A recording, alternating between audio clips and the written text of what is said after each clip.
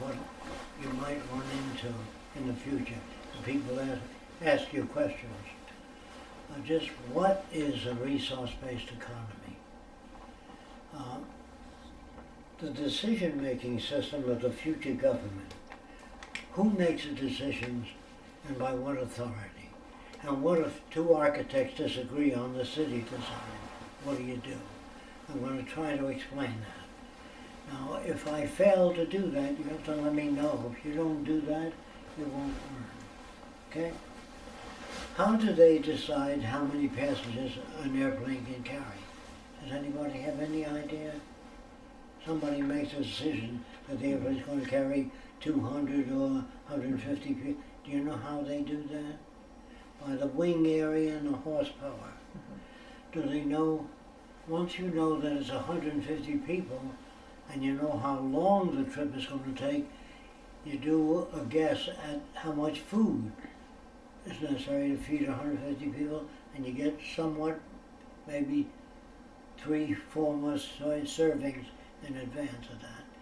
That's how they plan. Now, how much fuel do you put in? That depends on how long the trip is. None of those decisions are made by, I think we ought to have 50 gallons. Or another, what do you think? He said 30 gallons, and that's Congress, that's politics. In the sciences, all decisions are not made, they're arrived at. Do you know the difference? If you don't, please say you don't get it. They are arrived at, meaning if I say to you, you have 400 acres of land with rich soil, you know you can grow so many carrots or so many beans. But if you grow more, you can exhaust the soil faster. Who decides that? The Department of Agronomy. That's food experts. They tell you if you can pump chickens so they grow faster, you can get them to market sooner. But that means their cells multiply faster, which means it may induce cancer 10 years from now. So the health department oversees, since there's no money in the system, how much you can grow chickens faster. But you have to have two groups. The group that plans the city and the group that finds fault with the city. So if we design the city, I might like it, but you work for the negative retroaction studies of the damage that that city does to the environment, or production plans or anything. Everything is based upon surveys. No more what do you think or what do you think. Because if you do that, you have a democracy, but a decaying civilization. Democracy is a foolish term because the public thinks that they participate. The truth is, when you want to build a bridge, you get bridge engineers. You never invite the public. When the public says to me, is your system a democracy? Well, I say, what does democracy mean to you? It means that I will participate. Good. We're building a bridge in this area. Will you participate? I don't know anything about bridge building. We want to grow more food to feed the people in the world. What do you suggest? I don't know. You'll find out that people will admit that they can't participate. When you want to put a man on the moon, you don't get the average person together. Say, what do you think? You get rocket experts, celestial mechanics, space scientists. You get them together. Do you understand that? That means it's a group based upon predictability. Now, I don't know if you know this, but on the Earth, as you run trains north and south, the tracks on the right side wear out faster. Because you know what the Coriolis effect is?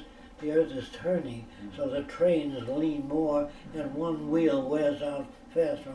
So they tilt the tracks this way to compensate so that the weight of the train is even on both sides. That's not made by what do you think or what do you think. It's based on wear and tear on trains. Everybody doesn't know what I'm talking about? All right, now, if you grow food in the fields and you spray poisons on to keep the insects off, that increases toxemia in humans. or cancer or other disorders. So how can you prevent rabbits and rats from eating food without spraying poison? Ask that of any normal person. They usually don't know. But if you're in the sciences, you can say maybe we can generate certain sounds that man can't hear that keep rats away. There are units you can buy in your hotel, and it generates a sound that you can't hear, but it keeps rats and flies out. But there's some insects that are good for plants, so you have to study the sound range. Beep, beep, beep, beep, beep, beep, real high, and find out what effect it has on different type of insects. That is how you say, if a person says to me they shouldn't spray plants, or what do you suggest? They don't know. Well, they say to me, I don't like to experiment on animals. I think that's not right. Well, what do you suggest we do with a new injection for infantile paralysis? What do you suggest? Well, I don't know. Now, what are you talking about? Unless you can suggest something to deal with a problem. Do you understand? Now, mattresses in hotels are usually a foam rubber, usually. Well, there are bubbles in the foam rubber. In the future, instead of bubbles, there'll be CO2 gas in the rubber. So if you dropped a cigarette on your mattress, it would put it out. But people say, there's a terrible fire in a hotel, what do you suggest? I don't know, then shut up. Go to work, try to find out what makes those things happen. Now, if a guy, mysteriously, they say there are 27 girls in the city killed by a serial killer. They ought to catch that son of a bitch. How do you suggest we catch him? They don't know. Well, what do you do when you catch him? Well, I burn them alive. See, the point is, what made him that way? So let's find out what makes a serial killer and try to get rid of the conditions that produce it. That's what a resource-based economy is. But a free democratic society is if some politician gets up and speaks and you vote for him. He's totally not qualified. Don't take my word for it, ask him questions. Okay? Now, why does a person steal? Because either they get money for what they stole, or why does a person sell drugs? Because they get money. Not only that, if you work as a dishwasher, you never earn enough to get by. You're going to have to live far out of town and spend an hour driving to work, because you can't afford to live in a certain hotel. It's just too expensive. So you live far away. He has to buy a used car, because he doesn't have the money to buy a new car. And he has to drive, and the wear and tear on a used car is higher than a new car. And he has to contend with that. But if he's got 3 kids, and one gets sick, he can't take him to a doctor every time he gets sick. He doesn't earn that much. So he hopes the kid will get well in 3 days. If he doesn't, kid gets worse, the cough. He has to take it to a clinic where he has to sit all day, next, and that costs a day's pay. Do you understand? So the guy is in shit up to here. So he says, hey, if you sell drugs, you can make $1,000 a week. Is what that would hurt people. They don't give a shit about you. Why do you care about them? He says, that's true. See, so he'll get in a drug. If he's caught, too bad. He may be put away for 10 years. And that's not right. People are put under conditions of stress, and they obey those laws.